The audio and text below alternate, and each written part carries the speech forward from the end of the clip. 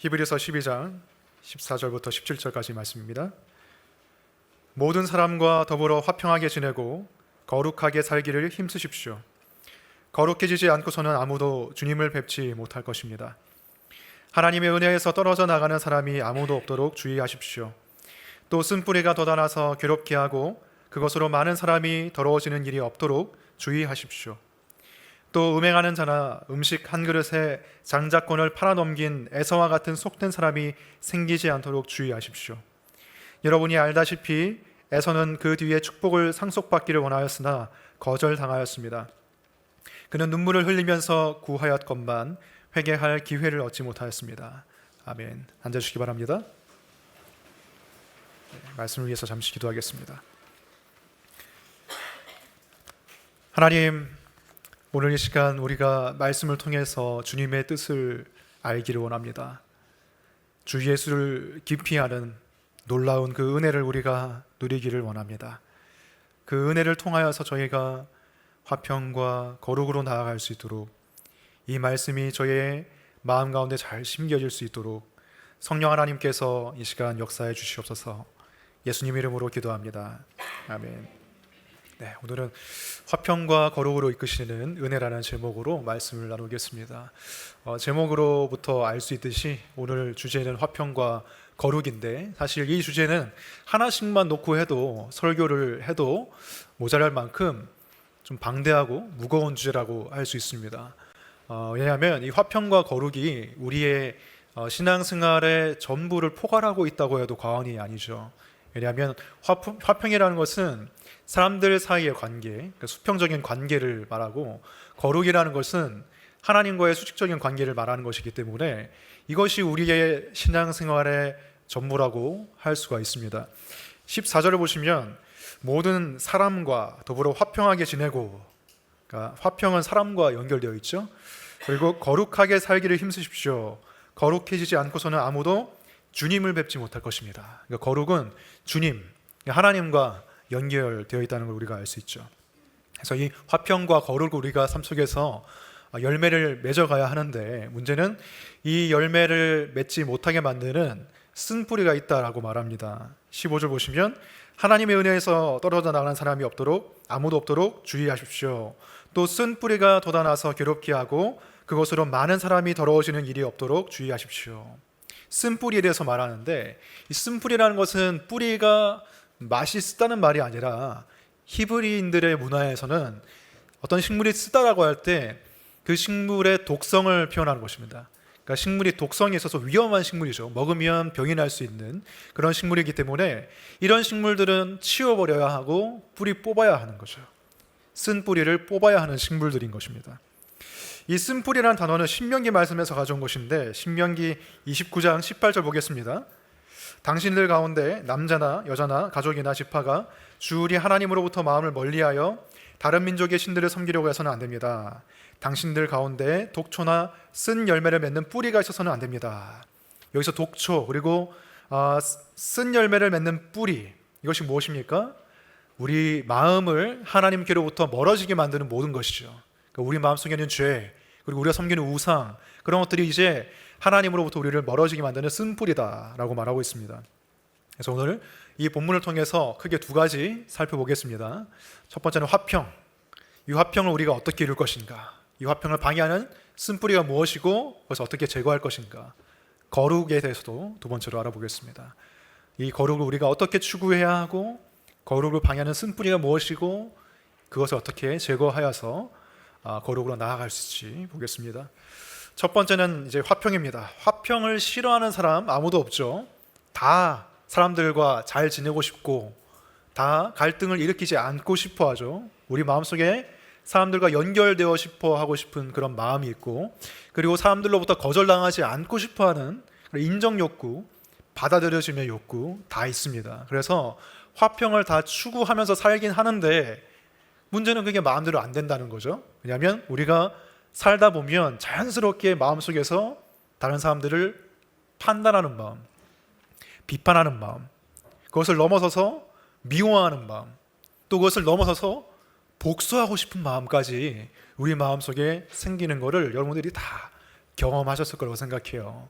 그래서 그런 마음의 독한 열매들, 우리를 죽이는 병들게 하는 독한 열매들, 그것을 맺게 만드는 쓴 뿌리가 우리 안에 있다는 것이죠. 그 쓴 뿌리가 무엇이냐?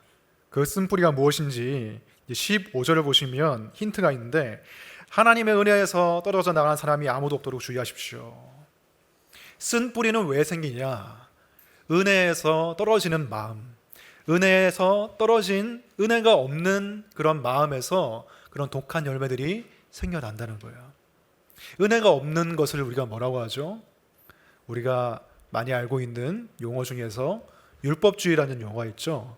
율법주의는 무엇입니까? 하나님과 우리의 관계에서 율법을 지키는 우리의 행위, 우리의 능력, 우리가 어떻게 하나님의 명령을 따라 잘 사는지, 그것에 따라서 하나님의 사랑과 구원이 우리에게 주어질 수도 있고 주어지지 않을 수도 있다. 그러니까 모든 게 율법 지킴에 달려있다, 우리의 행위에 달려있다라고 말하는 게 율법주의죠. 근데 우리가 하나님과의 관계에서 그런 율법주의라는 오해를 가지고 신앙생활을 하게 되는 이유가 무엇입니까? 왜냐하면 우리가 살아가는 모든 세상의 원리, 그리고 인간관계의 원리가 율법주의의 바탕을 하고 있기 때문이죠. 그렇죠? 사람과 사람 사이에 우리가 다 사람의 행동을 보고 판단하고, 그 사람의 됨됨이나 그 사람의 능력에 따라서 그 사람을 받아주거나 받아주지 않거나 하잖아요. 필립 얀시라는 기독교 작가가 놀라운 하나님의 은혜라는 그 책에서 이런 말을 했습니다.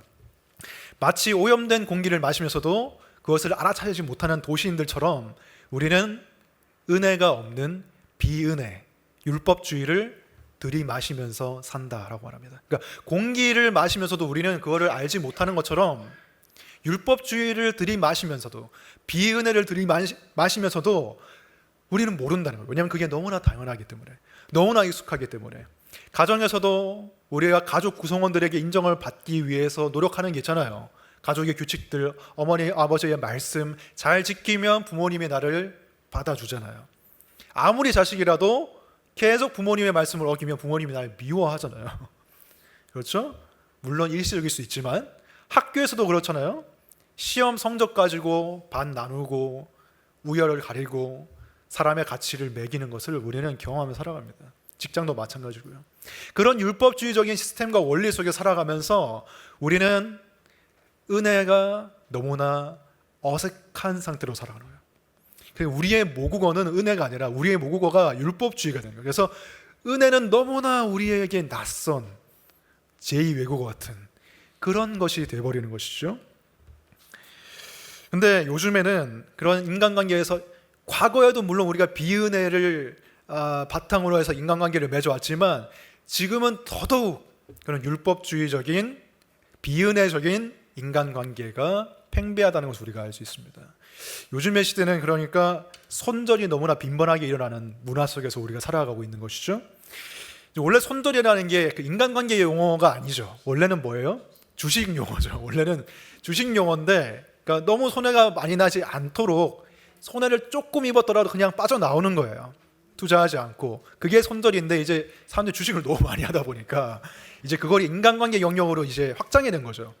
그리고 손이라는 그 단어의 그 손이라는 글자가 원래 이 핸드, 이게 손이 아닌데 사람들이 이제 그걸 손이라고 해석을 하고 손을 뗀다, 관계를 뗀다, 이런 식으로 해서 이제 손들이라고 많이 이제 사용하게 됐죠. 아무튼 간에 손절이 빈번하게 일어나는 그런 시대인데, 왜냐하면 억지로 화평을 추구하기보다는 그냥 나에게 더 큰 손해가 일어나기 전에 내가 사람들과의 관계를 끌어낸다는 거예요. 얼마 전에 유튜브에서 정신과 의사 2명이 나와서 이 손들에 대해서 이야기하는 걸 제가 본 적이 있어요. 요즘에 유명한 정신과 의사들이 이제 활동을 많이 하죠. 그 중에서 이제 양시성을 가진 2명의 형제가 있는데 그 형제가 다 정신과 의사야. 그래서 그 사람들이 하는 영상을 제가 봤습니다. 거기서 공감되는 것도 있고 공감되지 않은 부분들도 있었는데, 공감되는 부분이 뭐였냐면, 현대인들은 왜 이렇게 손절을 많이 합니까? 라고 하는 질문에 한 사람이 대답을 하는데 이렇게 대답을 했습니다. 왜냐하면 지금 시대는 그 어떤 시대보다 자기 자신이 중요해진 시대다 라고 말하는 거예요. 그러니까 자기 자신, 이 개인이 공동체보다 훨씬 더 중요해진 시대라는 거예요. 옛날에는 공동체가 중요하고 공동체 안에서 자기 정체성을 발견하고 공동체가 내 삶을 이끌어갈 줄 거라고 생각해서 공동체 안에서 좀 관계가 어려운 사람이 있어도 그냥 억지로 그냥 참고 끌고 갔다는 거예요, 관계를. 근데 지금은 그렇게 할 필요가 없다는 거예요. 왜냐하면 공동체 자체도 느슨해졌고 지금은 공동체가 내 삶을 책임주는 게 아니라 개인의 능력이 나를 책임져 준다는 능력주의 사회를 살고 있기 때문에 개인이 공동체 위에 있고 공동체의 관계가 나를 소진시키면 나는 더 이상 그 관계를 끌고 나갈 필요가 없다는 거예요. 나를 지키기 위해서 나는 관계를 손절할 수 있다는 거예요. 공감이 됐습니다. 왜냐하면 이 시대가 그렇기 때문에 이 시대를 진단하는 그런 내용은 제가 공감이 됐어요. 그런데 한 사람이 또 얘기를 하는 부분에서 공감이 안 되는 부분이 있었습니다. 어떤 사람이 이렇게 말하는 거예요. 우리는 모든 사람과 손절할 수 있다는 생각을 가지고 살아야 됩니다. 그게 설령 가족이라 할지라도, 그게 설령 부부라 할지라도 우리는 손절할 수 있다는 생각을 가지고 살아가야 됩니다. 라는 말을 하는 거예요. 좀 충격받았어요, 저는. 아니, 그런 생각을 가지고 살아간다고? 근데 잘 생각해보면 요즘 사람들이 정말 그런 생각을 가지고 살아가는 것 같아요. 아무리 가까운 사이라도 나에게 해가 되고 나를 지키지 못하게 만드는 그런 관계면 나는 끊어낼 수 있다는 생각을 가지고 살아가는 거예요. 요즘에 이제 결혼을 안 하고 동거를 많이 하잖아요. 제가 옛날에 이제 군대에 있을 때 부사관들을 모아놓고 수련회를 한 적이 있었어요. 거기에 제가 참여해서 소그룹을 인도했는데 하사들이 많았어요. 하사들은 이제 어리잖아요. 그 남자 하사들이 뭐 여자친구 있냐, 뭐 그런 결혼 계획이냐 그런 얘기를 이렇게 나눴거든요. 근데 5명 중에서 한 3명 정도가 동거를 하고 있더라고요. 굉장히 비율이 높은 거죠. 저는 깜짝 놀랐습니다. 근데 그것도 옛날이니까 지금은 어떻게 보면 동거라는 것이 하나의 어떤 그냥 생활 방식으로 자리 잡은 것 같아요. 그냥 상식적인 어떤 결혼 전에 또는 결혼하지 않고 가족을 만들어가는 그런 형태로 자리 잡은 것 같은데 동거를 하는 이유가 무엇입니까? 서로의 관계에서 서로를 테스트하는 거예요.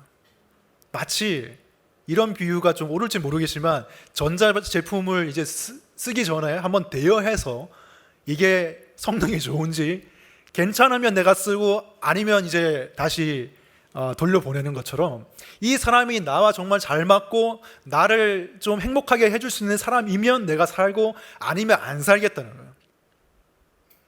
그게 어떻게 보면 동거의 이면에 있는 마음이에요. 계속해서 서로를 테스트하는 거죠.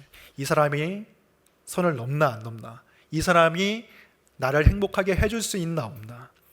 근데 그 관계가 결혼해서 줄 수 있는 친밀함은 서로 요구를 하면서 결혼에서 겪을 수 있는 결혼이 요구하는 책임감은 배제시키는 거거든요. 근데 그런 삶에는 그러한 형태의 인간관계에 과연 안정감이 있나? 그런 형태의 관계에 과연 평안함이 있냐 말이에요. 내가 잘못하면 이 사람은 언제든지 나를 손절할 수 있다는 그 관계 속에서 안정감을 느낄 수 있냐 말이죠. 그러나 성경이 말하는 결혼 관계는 뭐예요? 하나님과 우리 사이에 맺은 언약을 모방하는 것이죠. 하나님이 우리를 절대 버리지 않는 무조건적인 사랑을 주시는 분인 것처럼 서로가 비록 죄인들끼리 만났지만 하나님의 은혜 가운데서 서로를 절대 버리지 않는다는 약속이 이제 결혼인 거죠. 그런 관계 안에서는 평안함이 있고 안정감이 있는 것입니다. 하지만 세상은 그걸 모르죠.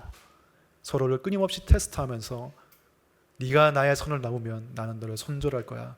아무리 가까운 결혼과 유사한 정말 같이 사는 사이라도 아니면 결혼한 사이라 할지라도 손절할 수 있다는 가능성을 가지고 살아갈 때 그 관계 속에서 진짜 안정감이 있냐 말입니다. 그런 세상 속에서 하나님은 오늘 말씀에서 모든 사람과 더불어 화평하라 라고 말하고 있습니다. 모든 사람과 더불어 화평하라. 얼마나 어렵습니까? 나를 지키기 위해서는 나를 힘들게 하는 사람을, 나를 소진시키는 사람을 나는 끊어내야 되는데 하나님은, 성경은, 복음은 너를 소진시키지 않더라도 너는 다른 사람을 끌어안을 수 있고 품어낼 수 있고 화평할 수 있다고 말하는 거예요. 사실 그게 우리가 원하는 모습이죠. 나는 모든 사람들과 함께 잘 지내고 싶고 나는 모든 사람을 끌어안고 싶은 사람이 되는 것이 내가 원하는 나 자신의 모습인데 그게 내 힘으로는 안 되지만 하나님의 은혜 가운데서 가능하다고 말하는 것입니다. 우리는 어떤 사람의 행동을 보면서 많이 생각하죠. 하나님, 저 사람 보세요. 저 사람 어떻게 저렇게 행동하고 저렇게 말하는 사람을 제가 사랑할 수가 있습니까? 제가 어떻게 저 사람을 계속해서 용납하고 끌어안고 참아주고 용서할 수가 있습니까? 아무리 가족이라도 아무리 교회 안에 있는 사람이라도 저런 사람은 제가 참아줄 수가 없습니다. 하나님, 이런 말을 할 때가 있지만 하나님이 뭐라고 말씀하십니까? 너와 나 사이의 관계를 생각해봐라. 네가 나의 사랑을 받을 자격이 하나도 없지만 너는 나를 계속해서 버리고 떠나고 때로는 무시하고 너는 나의 말을 가벼이 여겼지만 나는 너를 버리지 않잖니. 내가 너를 사랑하고 끊임없이 바라주고 끊임없이 용서하고 있지 않니. 하나님 말씀하시는 거죠. 그 하나님과의 관계와 하나님으로부터 오는 은혜를 생각할 때 우리는 다시 한번 그 사람과의 관계를 생각해 볼 수가 있는 거예요. 손절하기 전에 내 마음속의 단계에서 마무리가 될 수 있는 거예요. 그러니까 손절하지 않고 참아내고 받아들일 수 있는 마음의 준비를 할 수가 있는 것이죠. 하나님의 은혜가 내 마음에 부어지지 않으면 우리는 그냥 나를 지키기 위해서 나를 더 사랑하기 위해서 그냥 내가 제일 소중하니까 끊어낼 수밖에 없죠. 하지만 나라는 존재는 내가 사랑하고 내가 지킨다고 지켜질 수 있는 게 아니에요. 때로는 너무 힘들고 지치고 우울하고 위로가 필요할 때, 그죠? 뭐 그냥 이렇게 스스로 이렇게 끌어안아 주면서 이렇게 우영아, 지금까지 잘해왔잖니? 괜찮아, 잘할 수 있어, 힘내, 막 이렇게 막 위로하면은 뭐 약간은 위로가 될 수도 있죠. 네. 약간의 그런 어떤 힘이 될 수가 있어요. 근데 그것도 어느 정도까지 선이 있는 거예요. 내가 봐도 내가 너무 한심하고 다른 사람이 봐도 내가 너무 절망적인 것 같고 구제불능인 것 같고 나는 바닥을 뚫고 내려간 것 같은 그 상황 속에서는 내가 나를 위로할 수가 없는 거예요. 내가 더 이상 나를 사랑할 수 없는 단계가 있는 거예요. 그러면 나는 나의 행복을 위해서 다른 사람을 끊어낼 수밖에 없는 거예요. 하지만 나는 내가 지킬 수가 없는 거예요. 하나님이 나를 사랑하시는 그 사랑이 있을 때 비로소 내가 나를 진짜 사랑할 수가 있는 거예요. 하나님의 사랑 없이 나를 사랑한다는 그 세상의 말들은 다 공허한 거예요. 너를 사랑하기 위해서, 너를 지키기 위해서 다른 것을 희생해라, 공허한 말들이에요. 우리는 그렇게 하지 않아도 돼요. 하나님의 사랑이 있기 때문에. 하나님의 사랑이 깊은 바다처럼 우리를 덮고 있기 때문에 우리는 그 사랑 때문에 설 수가 있는 거예요. 우리가 베드로가 예수님께 이렇게 말했죠. 예수님, 저한테 잘못한 사람이 있는데 그 사람을 7번까지 용서하면 잘한 거 아닙니까? 베드로가 말하죠. 근데 예수님께서 이렇게 말씀하십니다. 7번이 무슨 말이냐? 7번도 모자라다. 70번을 7번씩 용서해라 라고 말씀하십니다. 이거는 딱 숫자를 채워서 490번만 해라 그 말을 하는 게 아니죠. 왜냐하면 완전수와 완전수를 곱했다는 것은 무한을 말하는 거예요. 계속 용서해라. 계속 그 사람을 바라줘라. 왜? 하나님이 우리에게 계속 그렇게 하고 계시기 때문이에요. 그리고 용서라는 것은 하나님 제가 저 사람 용서하겠습니다 이렇게 하면 딱 마법처럼 막 마음이 다 풀리고 용서가 되고 이게 아니죠. 용서는 끊임없이 이루어져요. 끊임없이 490번 넘게 그 사람을 볼 때마다 그 사람을 생각할 때마다 용서를 해야 되는 거예요. 그래서 예수님께서 70번을 7번까지 하라고 하신 거예요. 그리고 그 하나님의 나를 무한히 용서하시는 그 사랑이 나한테 흘러 넘칠 때 비로소 내가 정말로 용서하지 않을 수가 있는 거예요. 그러면 우리가 이전에 손들었던 많은 사람들, 그 사람들 관계 다 회복해야 됩니까? 다 찾아가서 화해해야 됩니까? 할 수 있으면 해야 되겠지만 어떤 경우에는 이미 그 사람과 내가 너무 멀어졌고 이미 만날 수 없는 공간에 있을 수도 있고, 어떤 사람은 좀 약간 이미 세상을 떠났을 수도 있죠. 어떤 경우에는. 그런 경우에는 화평해 줄 수가 없죠. 하지만 적어도 어떻게 해야 돼요? 우리 마음속에 있는 미움은 사라져야 돼요. 비록 그 사람과 다시 만나거나 다시 어떤 친구 같은 그런 관계로 회복될 수 없다 할지라도 적어도 내 마음속에 미움은 없어야 돼요. 그냥 미움은 나 자신을 감옥에 가두는 거잖아요. 누군가를 미워해 보셨습니까? 누군가를 미워해 보면 어떻게 돼요? 주야로 그 사람을 묵상하게 되죠.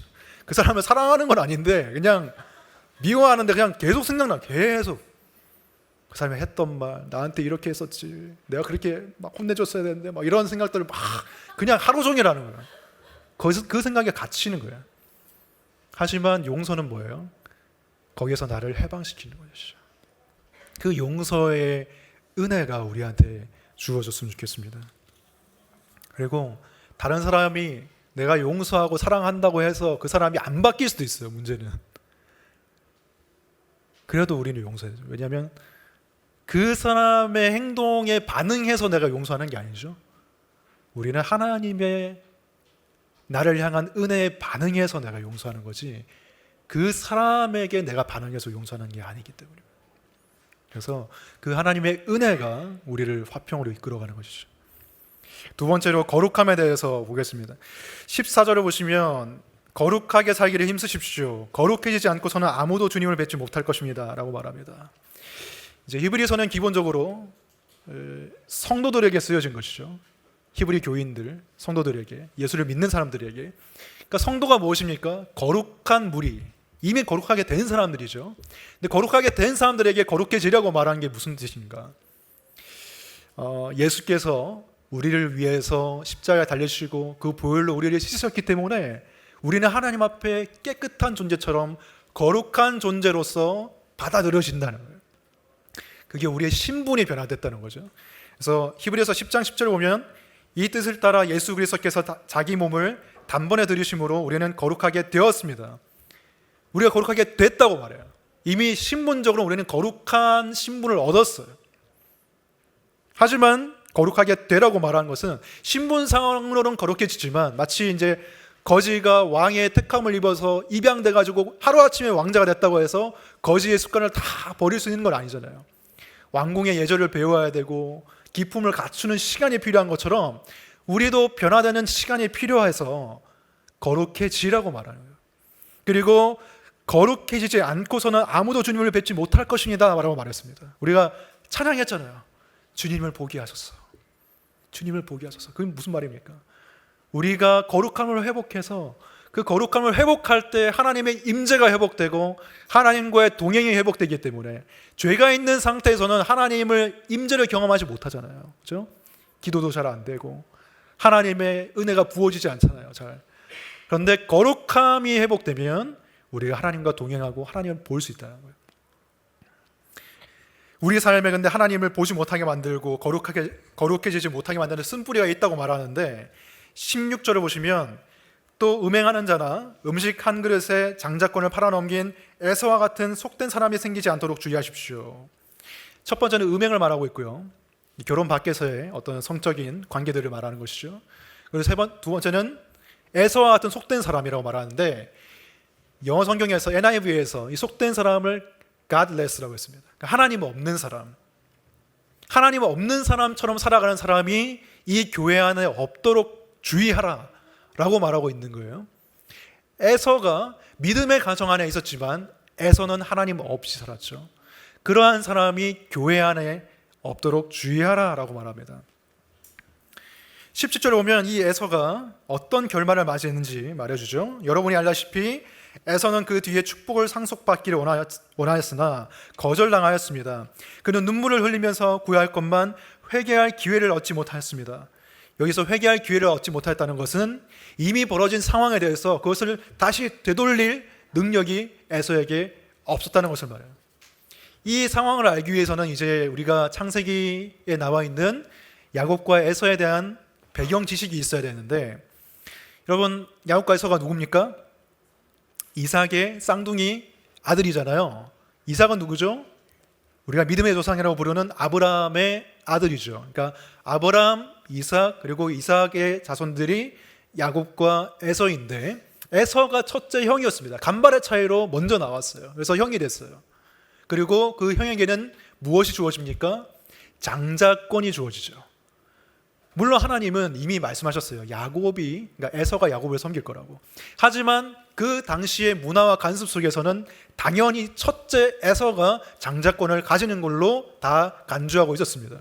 이삭도 그랬어요. 이삭도 에서를 좋아했죠. 에서를 축복하려고 했죠.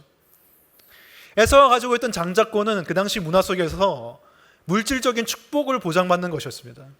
그러니까 아버지가 유산을 나누어 줄 때 다른 형제들보다 2배를 줄 수 있는 그 특권이 장자권이었어요. 부자가 될 수 있는 거죠. 그리고 성경에서 봤을 때는 이게 물질적인 축복만이 아니라 영적인 축복도 같이 포함되어 있는 거예요. 장자권이라는 것은 무엇이냐면 하나님의 구원 역사가, 하나님의 언약의 역사가 그 사람을 통해서 이루어져 나간다는 그 축복이 포함되어 있는 거예요. 아브라함에게 하나님께서 언약의 축복을 하셨죠. 약속을 하셨죠. 너를 통해서 모든 민족이 복을 받을 것이다. 그 복이 구원의 복이죠. 예수 그리스도를, 궁극적으로는 예수 그리스도를 통해서 주어지는 구원의 복을 말하는데, 그 복이 아브라함에게 그리고 이삭에게 이어졌고 다음에 누구에게 이어질 것인가? 장자권을 가지고 있는 사람이 그 복을 이어받는 거예요. 그 언약의 역사, 구원의 역사가 그 사람을 통해서 펼쳐지는 거예요. 그래서 장자권을 가진다는 것은 놀라운 하나님의 영적인 축복을 소유한다는 거예요. 세상과는 다른 복이라 할지라도. 그런데 그 장자권을 에서가 팔아 넘겼어요. 어이없게. 하루는 에서가 사냥을 마치고 너무 배고파가지고 집에 돌아왔어요. 아, 배고파 죽겠다 막 이래요. 내가 배고파서 죽을 지경이다. 근데 야곱이 요리를 잘했잖아요. 그래서 팥죽을 이렇게 쓰고 있었어요. 냄새가 너무 좋은 거죠. 너무 맛있어 보이는 거죠. 저것만 먹을 수 있으면 나는 지금 더할 나위가 없겠다. 그래서 에서가 내가 지금 죽을 지경이니 팥죽을 다오라고 말합니다. 그러니까 야곱이 약삭빠리에 그때 뭐라고 말합니까? 그러면 형이 가지고 있는 장자권을 저한테 파세요. 그렇게 말했을 때 에서가 말합니다. 지금 장자권이 중요하냐? 내가 지금 배고파 죽을 것 같은데 빨리 다오. 야곱이 말합니다. 장자권 주겠다고 맹세하세요. 야곱은 엄청 지금 냉정합니다. 장자권 주겠다고 맹세하세요. 에서가 맹세하고 그 팥죽을 얻어먹습니다. 장자권을 팔아버린 것이죠. 거기에 대해서 창세기 25장 34절에서 이렇게 평가합니다. 야곱이 빵과 팥죽 얼마를 에서에게 주니 에서가 먹고 마시고 일어나서 나갔다. 에서는 이와 같이 맏아들의 권리를 가볍게 여겼다. 이 맏아들의 권리가 단순히 물질적인 축복이 아니라고 했죠. 뭐라고 했습니까? 하나님과의 관계에서 오는 엄청난 영적인 축복이라고 했어요. 그래서 장자권을 가볍게 여겼다는 것은 에서가 하나님의 언약을 가볍게 여겼다는 것과 같은 의미예요. 에서는 자신의 그 육적인 욕망이 절대시되어서 그것이 너무나 무겁게 느껴지고 그것이 너무나 자기를 죽을 만큼 짓누른 것처럼 느껴져서 그 순간 분별력을 잃어버리고 하나님을 가볍게 여기는 거예요. 여러분, 음식 안 먹는다고 죽습니까? 좀 배고프다고 그냥 음식 안 먹는다고 뭐 바로 죽어요? 아니죠. 며칠 굶어도 살죠. 그런데 에서는 그 순간에 자신의 그 육체적인 욕망을 너무나 신격화한 거예요. 절대화한 거예요. 내가 이거 없으면 죽겠다. 그래서 팥죽 한 그릇에 하나님을 팔아 넘긴 거예요. 가끔 보면은 이제 음식 때문에 화내시는 분들이 있어요. 그러니까 배고프면 막 화를 내요. 배고파 진짜 화를 내면서 막 집에 도 배고파. 어떤 분들은 좀 남녀 차별하는 건 아니고 특히 여성분들 중에서 약간 나 당 떨어졌어 막 화를 엄청 내요. 그래서 이렇게 막 초콜릿 주고 이제 젤리 주면서 이렇게 막 달래잖아요. 사실 화낼 것까지는 없거든요. 배고프다고 화낼 필요는 없거든요. 죽지도 않아요. 근데 그 순간에 나의 어떤 영적인 육적인 어떤 욕망이 절대화된 거예요. 그리고 그것을 분을 이기지 못해요. 우리는 에서의 시대를 살아가고 있다고 볼 수 있습니다. 그러니까 무엇이냐면 나의 욕망을 즉각적으로 체험받아야 되고 그리고 그것이 가능해진 시대예요. 제가 교회 사람들이랑 대화를 하는데 막 뭐 이런 얘기를 해요. 외국인들이 서울에 여행 오는 걸 좋아하고 서울에 살고 싶어 한대요. 어떤 사람들은. 근데 저는 이해가 안 되는 거예요. 왜 서울에 살고 싶냐. 막 교통 체증도 장난 아니고 사람도 바글바글하고 막 오염도 장난 아닌데 왜 여기서 살려고 하지? 유럽에 멋있는 도시들 많은데? 그러니까 이런 얘기를 하는 거예요. 서울에서는 새벽에 야식을 시켜도 30분 만에 오잖아요. 그러니까 내가 배고파 죽을 것 같아. 그러면 그냥 배민 뭐 이렇게 들어와가지고 딱 시키면 30분 만에 온다. 나의 욕망을 바로 이렇게 채울 수 있다는 거예요. 그것이 가능한 도시가 서울이라는 것이죠. 우리는 그런 도시에 살고 있는 거예요. 그리고 막 늦어지면 막 악플 달고 별점 테러하고 막 그러잖아요. 그런데 그 왜 그래요? 그러니까 내가 내 욕망을 바로 실현시키는 게 당연하고 내 권리라고 생각하는 거예요. 에서가 팥죽 한 그릇에 하나님을 팔아넘긴 것처럼 음식 때문에 우리가 하나님을 가볍게 여기는 그런 경우들이 종종 있는 것 같습니다. 존 파이퍼 목사님이 하나님을 향한 굶주림, 그러니까 Hunger for God이라는 책을 썼는데 그 책을 보면은 이런 내용이 있어요. 우리가 너무 지치고 힘들고 피곤하고 위로가 필요할 때 어디로 달려가느냐? 내가 가장 먼저 생각하는 게 무엇이냐? 소울푸드. 이 뜻은 아닐 수도 있죠. 내 영혼을 위로할 수 있는 그런 음식을 원한다는. 그 음식으로 달려가서 막 먹으면은 내가 채워지는 것 같아. 근데 그때만 채워지죠, 사실. 그때만 채워지죠. 왜냐하면 내 마음이 정말 원하는 필요로 했던 것은 음식이 아니었기 때문에. 내 마음이 정말 원한 것은 하나님으로부터 오는, 하나님의 임재로부터 오는, 하나님의 은혜로부터 오는 그 충만함인데 내가 그것을 뒤로하고 음식만 먹고 하나님은 찾지 않는다. 하나님을 향한 굶주림이 잊혀진다는 거죠. 그것은 분명히 존재하지만 다른 대체물로서 하나님을 향한 굶주림이 없는 것처럼 여기며 살아간다. Godless. 하나님이 없는 것처럼 살아간다는 거예요.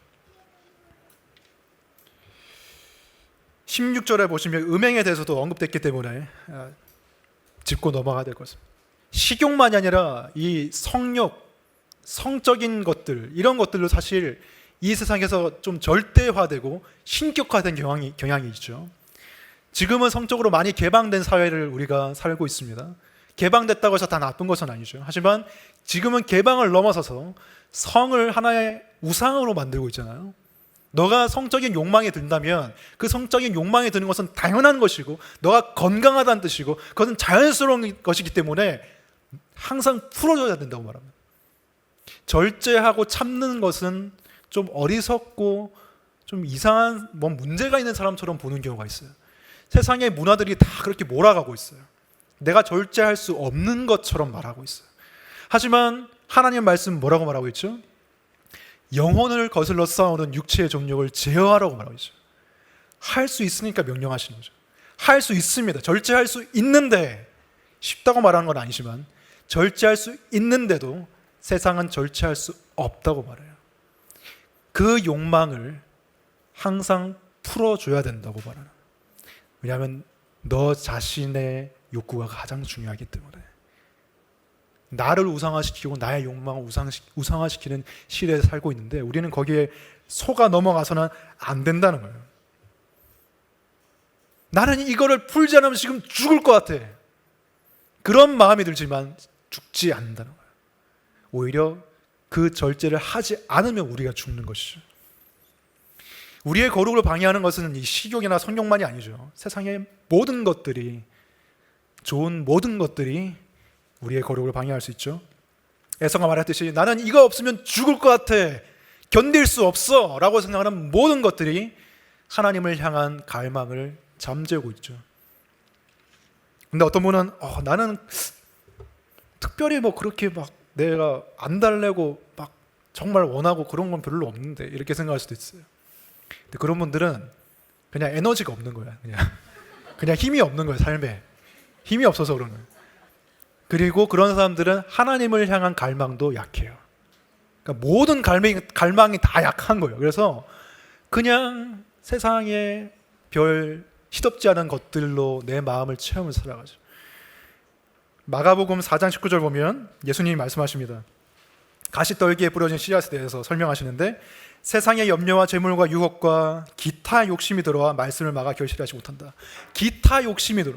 기타 욕심 뭐예요? 짜잘짜잘한 거예요. 세상에 짜잘한 것들. 그러니까 우리와 하나님 사이를 막는 것은 어떤 어마무시한 죄가 아니라는 거예요.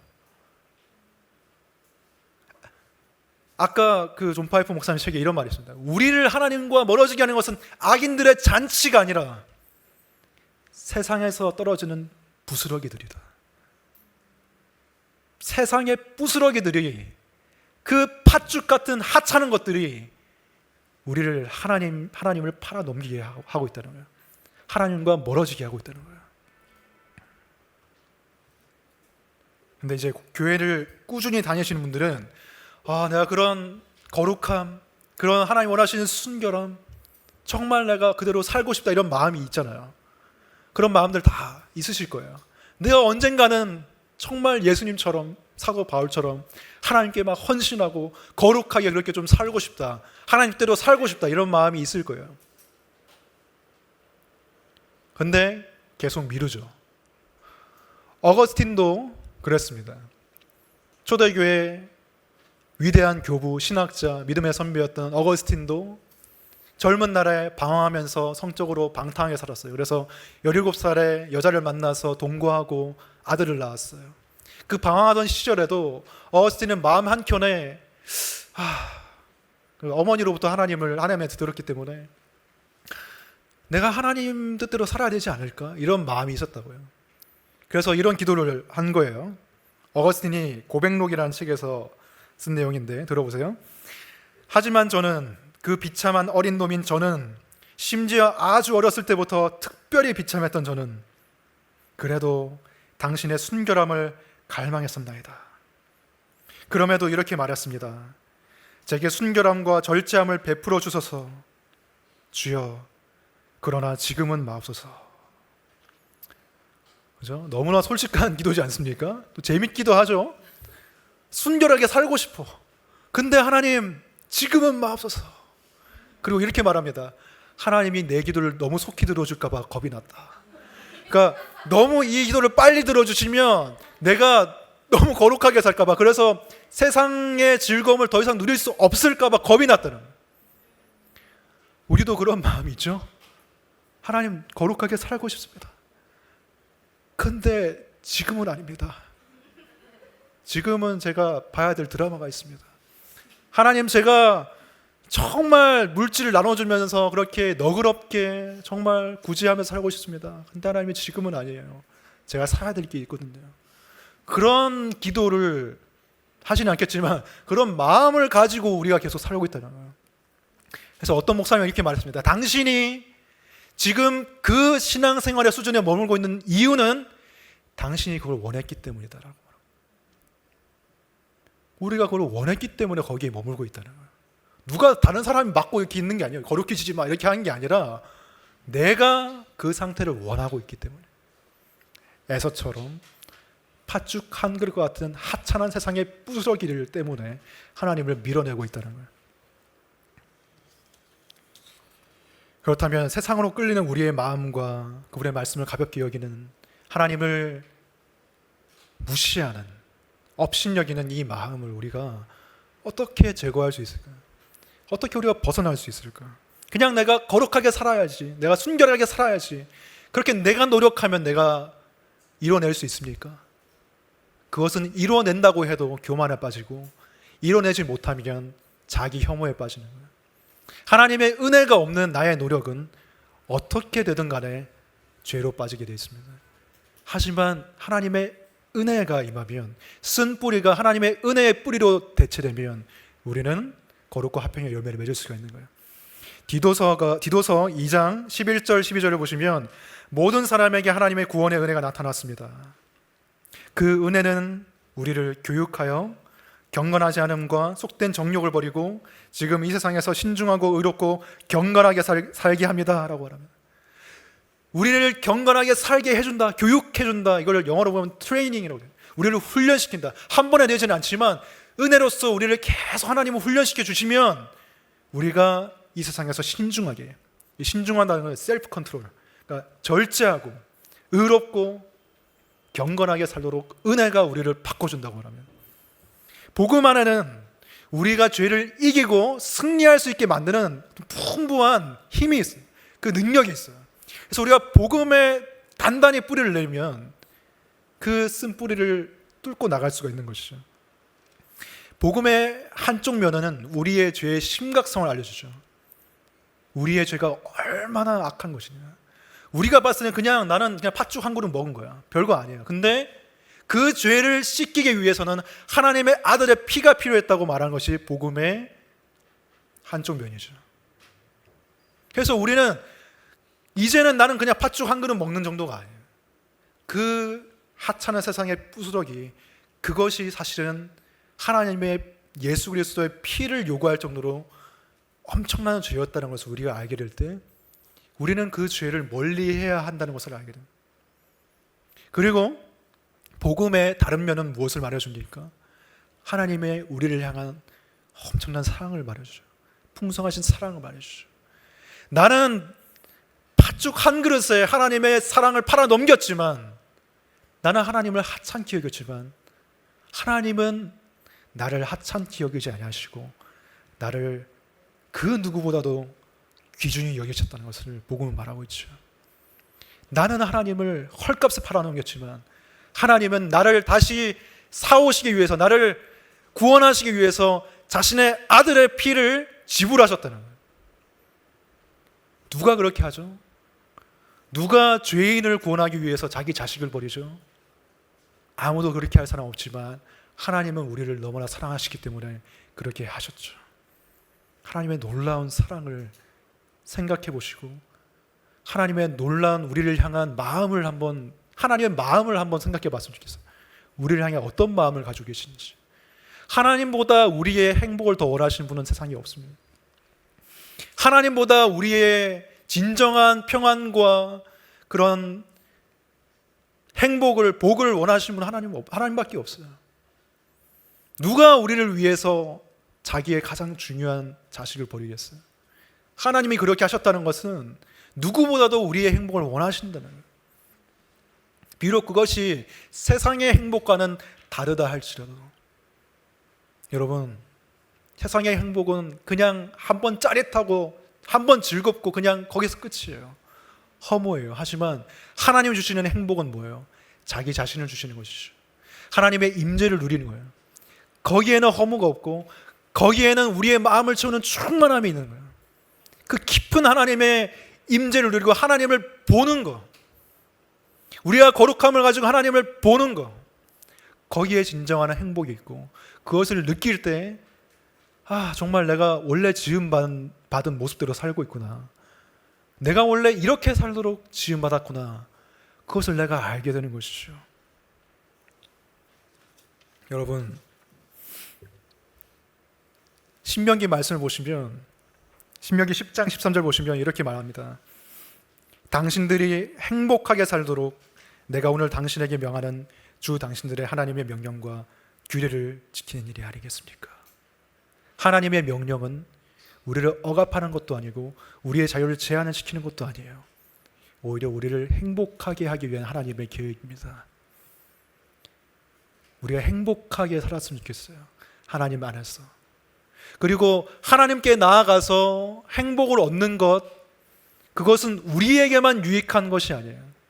우리에게만 좋은 것이에요. 우리가 하나님 말씀으로 나아가고 하나님과 기도하면서 하나님의 교제를 하고 하나님 임재를 누리는 그것은 우리에게만 좋은 것이 아니에요.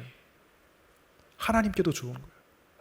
왜? 하나님은 우리와 정말 시간을 보내시기를 가장 원하시는 분이에요. 나의 가장 사랑하는 연인보다 더 열렬하게 하나님은 우리와 시간을 보내시길 원하세요. 왜? 우리를 얻기 위해서 자기 아들까지 주셨다는 것은 그만큼 우리를 사랑하신다는, 성경을 보면 하나님이 우리를 질투하시기까지 사랑하신다고 하면, 내가 다른 것에 시간을 주고 마음을 주면 하나님은 질투하신다고 해요. 하지만 우리가 하나님께로 달려가면 하나님은 너무나 기뻐하세요. 하나님 우리를 사랑하시기 때문에. 그래서 요한계시록에 보면 예수님이 내가 문 밖에 서서 두드린다고 말합니다. 문 밖에 서서 두드리고 있다. 제발 문을 열어다오.